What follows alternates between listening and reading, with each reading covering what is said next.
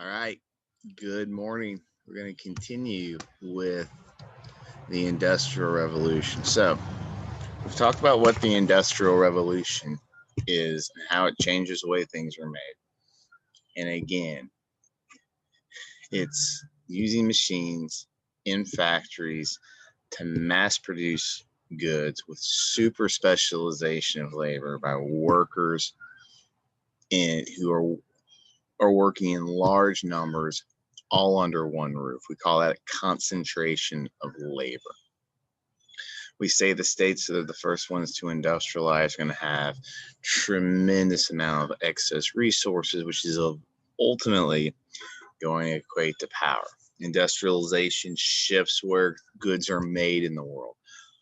All before this time in world history, goods were primarily made in Asia, East Asia, South Asia, Middle East. Now, the bulk of goods are going to be made in the West, Western Europe, and the United States.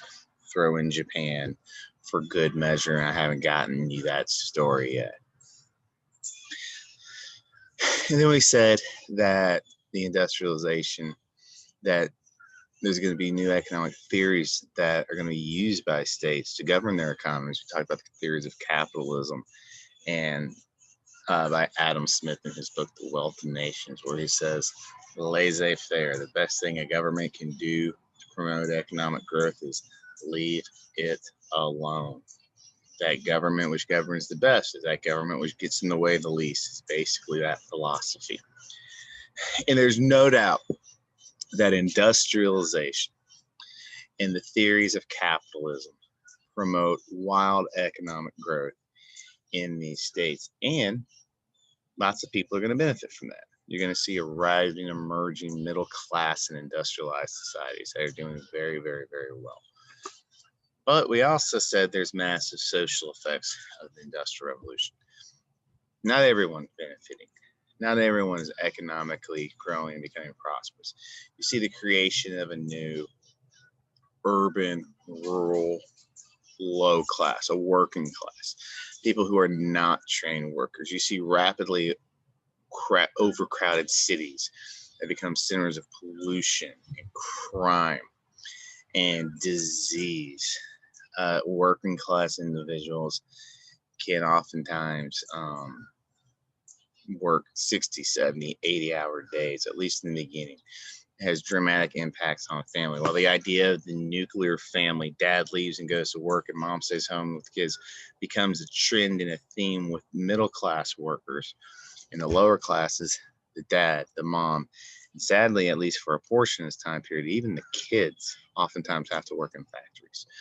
Like, what would a kid do? Well, for example, in these giant textile factories where there's these huge loom weaves that are weaving cotton, they like to have little kids in the factory because their little fingers could pick stuff out between the strings of these dangerous machines in a way that adult fingers were too big to do. That's one way. In mines, in places like Scotland, they like to have little kids handy because they could crawl up holes that bigger guys couldn't crawl through coal mines. And it's just a miserable existence for this class of people. Well,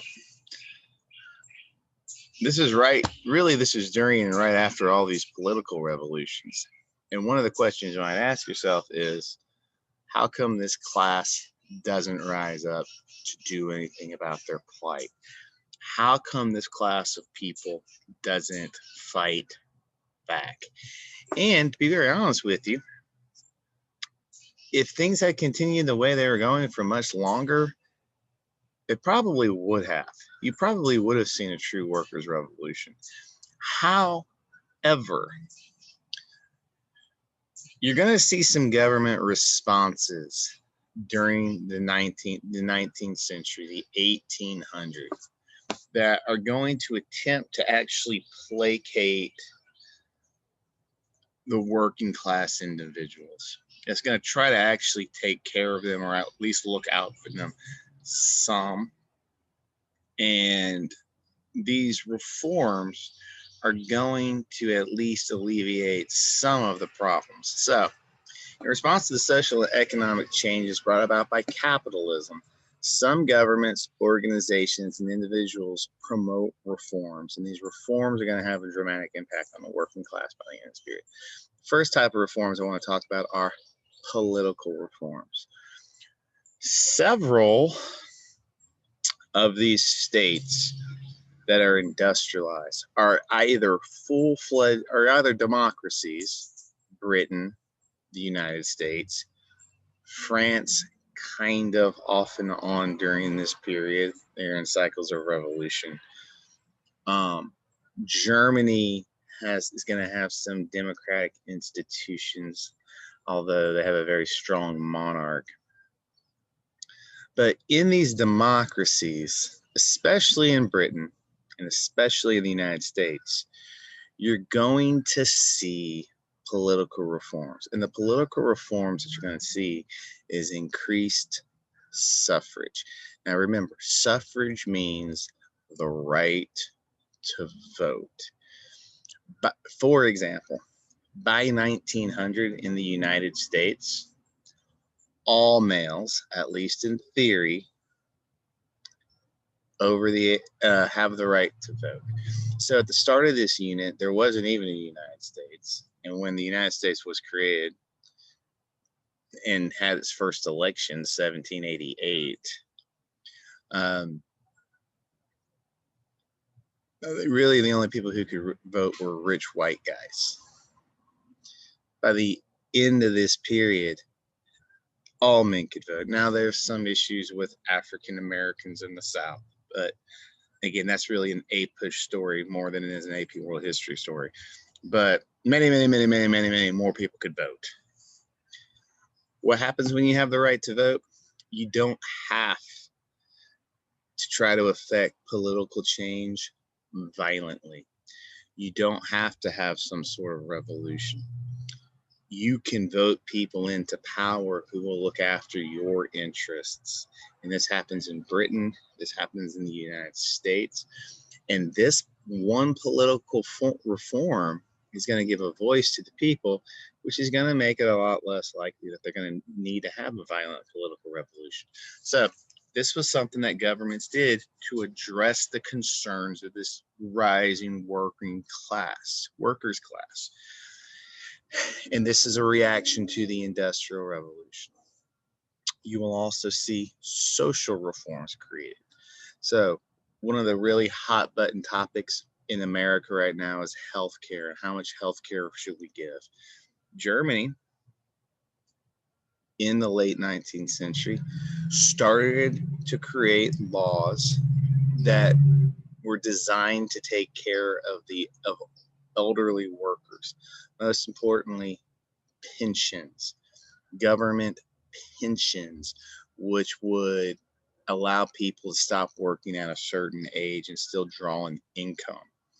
You'll also see by the middle of the 19th century in the United States and Britain, child labor laws enacted for the first time.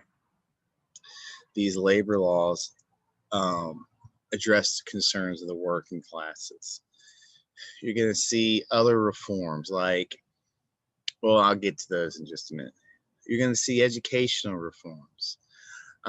States like the United States and Britain will create free government-funded schools that all children can attend, regardless of class or wealth. The idea of free public schooling is a byproduct of the Industrial Revolution. The idea that, well, if parents are going to work, who's going to educate the kids and who's going to watch the kids? And, the American education system has always been partially about education and partially about childcare, just to be very honest. Who's taking care of the kids while the parents are at work? And this is an idea that evolves from industrialization and the needs of industrialization. So in the early Industrial Revolution, workers were becoming increasingly agitated.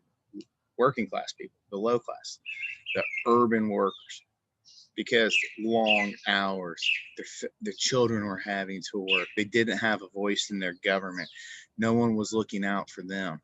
By the end of this period, in these democracies, you're going to have an ability to affect change politically peacefully. You don't have to go to the shed and get the gun or the pitchfork. You're going to have suffrage. You're going to have child labor laws. You're going to have government pensions. You're going to have free education for your kids. And these are all steps in the right direction to placate the working classes.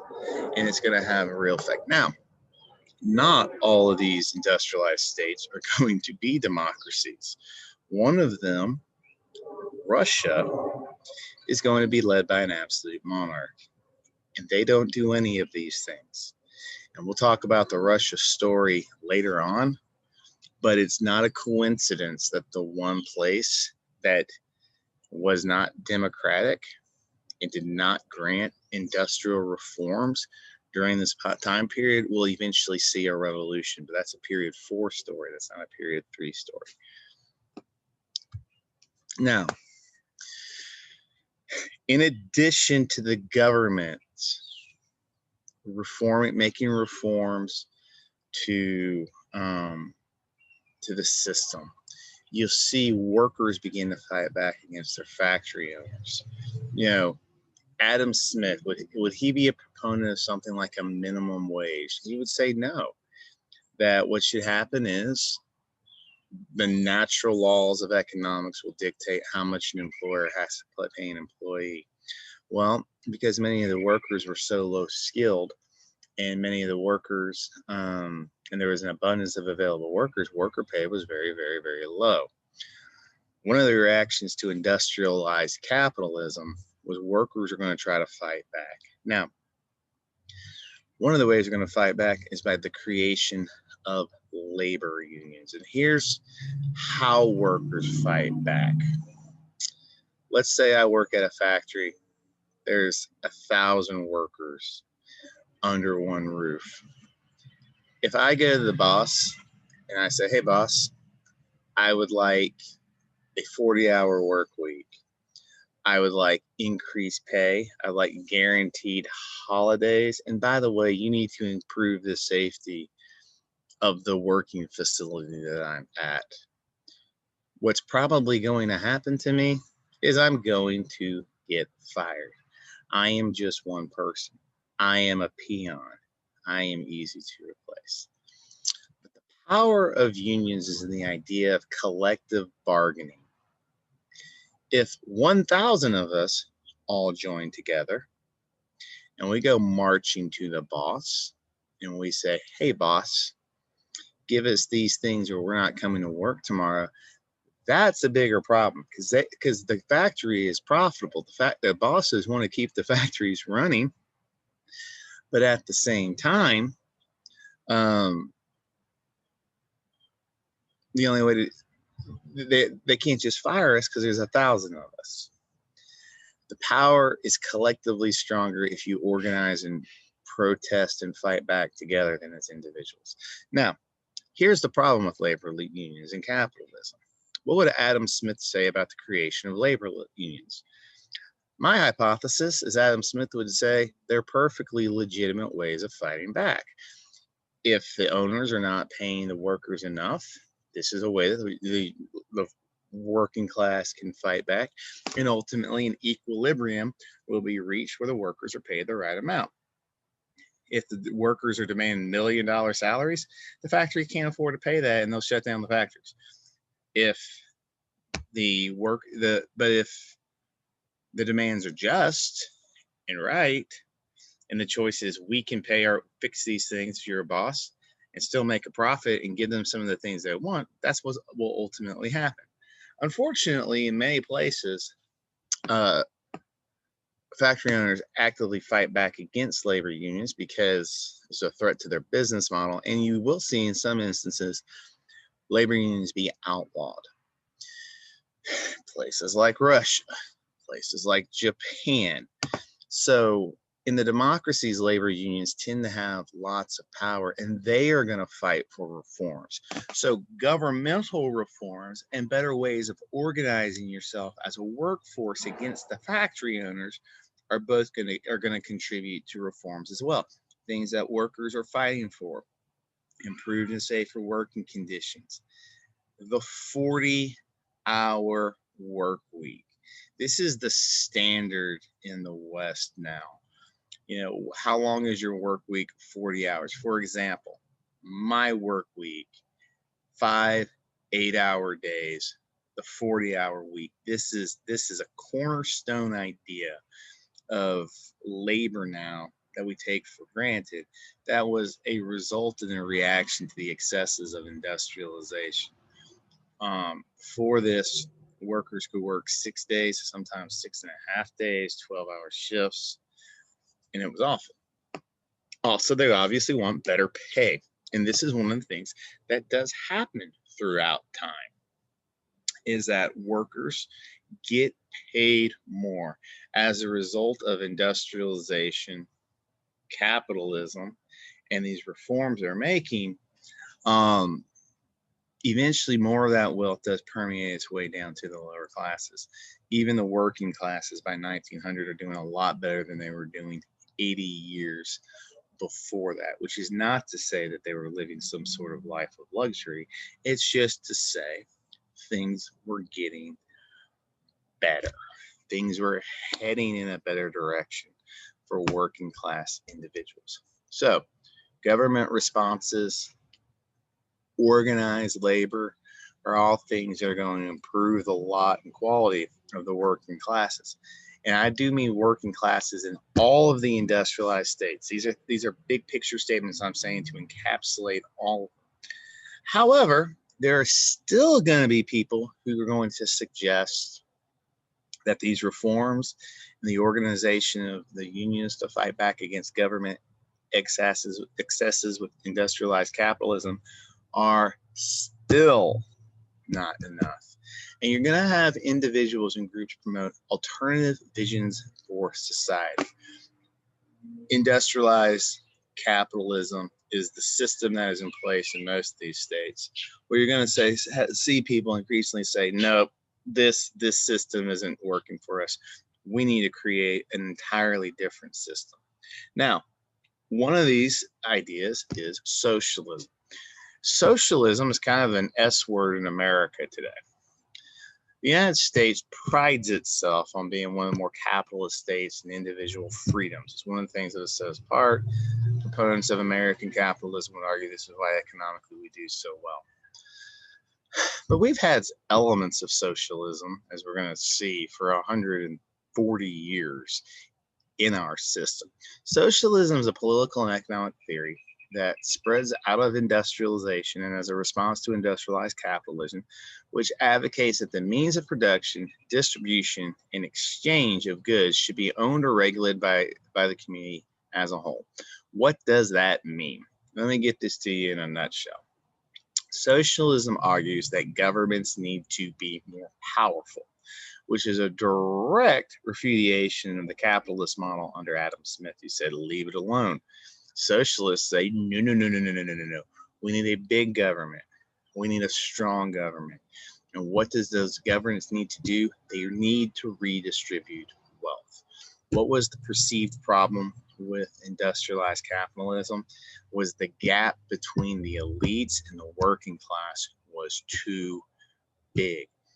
Some say the second wealthiest person in the history of the world, Andrew Carnegie, lived in this period. He controlled the steel and the oil industries in North America, basically. He was phenomenally wealthy. There were lots of incredibly rich industrialized capitalists who were just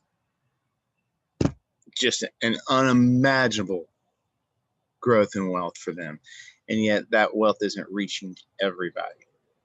Socialist argues that what the government needs to do is they need to be redistributing wealth from the elites to the lower classes.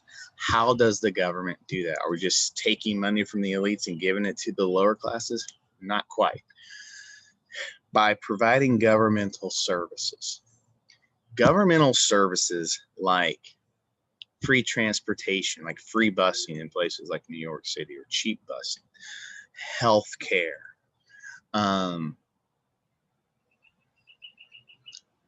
education. These are all services that the government provides. And what class of people benefits the most from those services? The lower classes who might not be able to afford those services otherwise. The government, how do they pay for these? They pay for these things by taxes. And who pays the bulk of the taxes in the socialist ideal? The elites, the wealthy. So you redistribute wealth by taxes that primarily target the elites, taking those funds and investing those in services that benefit everybody, but primarily benefit the lower classes. This is the socialist ideal. And as much as the United States prides itself on being one of the most capitalist states on earth, I mean, think about it this way, though. We've had elements of socialism deeply embedded in our society. You're sitting in one of these socialist ideals, free education. 70% of what Georgia collects in tax revenue goes to education. That's a service that primarily benefits the lower classes. And there's lots of rich people who send their kids to private schools, but they're still paying taxes to send everybody to a public school. So this is very much an example of socialism. So socialists are going to argue for this. And in democracies, you're going to see some socialists or people who believe at least in elements of socialism come to power at the start of the 1900s, which is our next period, but we can talk about now. Britain will have a prime minister who believed in the ideals of socialism, who was elected by working class individuals primarily. So socialism in different countries takes off more deeply than in other places. Britain will have many socialists in their government by the end of this period. The United States, not so much, but still the ideas are influencing institutions. Then there are people who say even that's not enough. Allow me to introduce you to Karl Marx, the father of communism. Karl Marx is a philosopher who looks at what's going on in the Industrial Revolution, who's German. And he says the problem is class strife. There's just too big of a gap. And Karl Marx does an analysis of history. And Karl Marx says that the entire history of humanity is marked by class struggle. That in every society, you have these elites living the good life off the backs of the poor, and they're not giving the lower classes the wages and the way of life that they should be giving. So you have a small class of people living in this great excess. Meanwhile, the commoner is barely getting by. He says this is a constant theme throughout world history. Here's what he says needs to happen. He says people need to stop identifying with a national identity. Stop identifying yourself as German or British or Russian or American or French. He says the number one identifier of a person is your class. And workers who are being exploited by the system in the United States have a lot more in common with industrial workers in Germany, because they're living the same type of life and they're struggling with the same sort of issues than a worker would have with an elite, even though they might speak the same language and practice the same religion and share a culture. He said what needs to happen is there needs to be a global workers' revolution. We are the largest class of people in these industrialized states. Power can come from us, and we can take that power back. Ultimately, his famous cry is, "Workers of the world, unite. Let's blow up global institutions, and let's create a whole new, better society." What is his goal? A workers' revolution that overthrows everything, that takes back the means of production, takes back the capital from the elites and even from the middle class, takes it back and reorganizes society. Under the communist philosophy, after there's a successful workers' revolution, the governments would control everything. They would control all the capital in their state. There would be no private land ownership. There would be no private ownership of shops or factories. The government owns everything. Everybody works in some sort of government entity and institution, and everyone shares equally in the wealth of the state. And the goal is to eliminate class-based hierarchy. Now, are these ideas going to sound very appealing to at least some people? And the answer to that question is yes. And communism is going to become a radical philosophy that increasingly workers in factories who feel like they're being exploited are going to turn to. And you will see communist movements in all of the major industrialized states, the US, Britain, Germany, even Japan. But in the democracies, you never see a workers' revolution because of those other reforms. Things were heading in a better direction, and there was never enough people who became adherents to the communist philosophy to really try a political revolution, which was the goal of Karl Marx.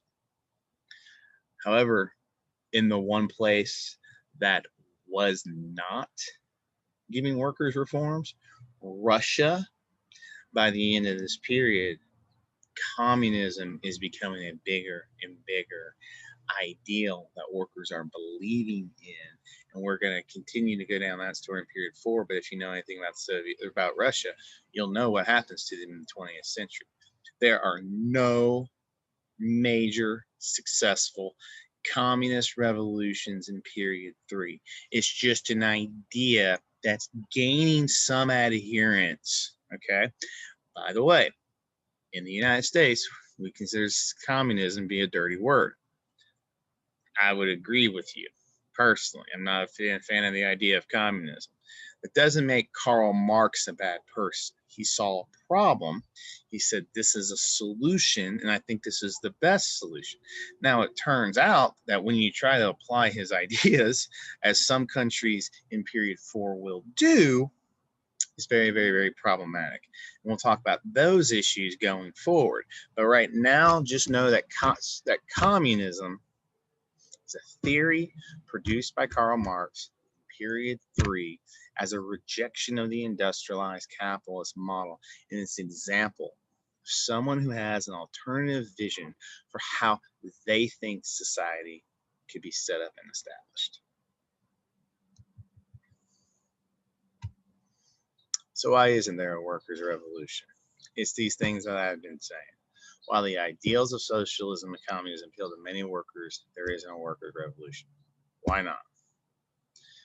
Democracies address those concerns, in some instances even incorporating elements of socialism.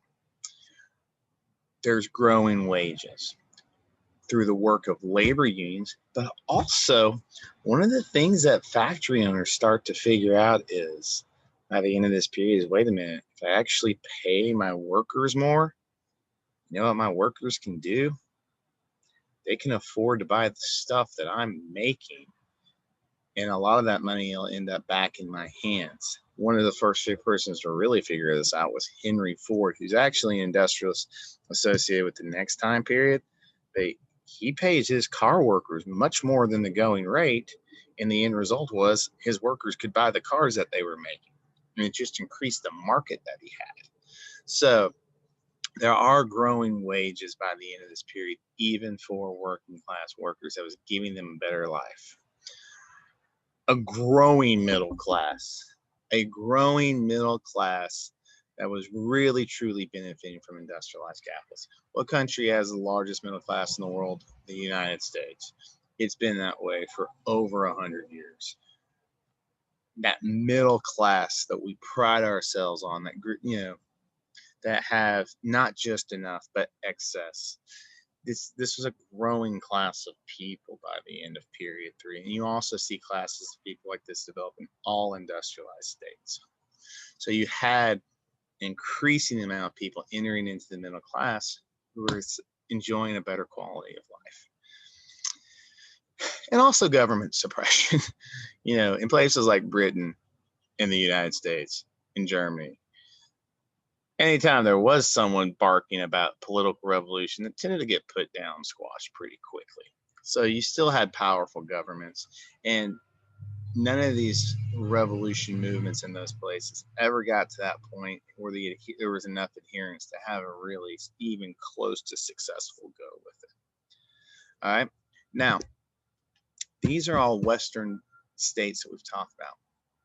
There's more reactions. In the Qing dynasty, East Asia, and the Ottoman Empire, you're going to see non-Europeans looking at what's going on with industrialized capitalism. And they're going to realize they are falling way, way, way, way behind. Reformers in each of these states will try to promote modernizing their military and modernizing their economy, which means industrialization. These reform movements are going to tear apart Qing and Ottoman society because you have these reformers who are going, we need to change, we need to change, we need to change. Look at how far behind we're falling. This is bad, this is bad, this is bad. Then you have an existing group of people in power who are not interested in change at all. And ultimately, elites and traditional groups of people in power will oppose attempts in these places to modernize their economies and modernize their systems. And this is going to have long-term devastating consequences for these people. So that is today's lesson. This is important stuff, guys. I think we got one more lesson left in our industrial revolution unit. Then we've got our test in a couple of days, so everybody needs to be studying. All right. You guys have a wonderful day.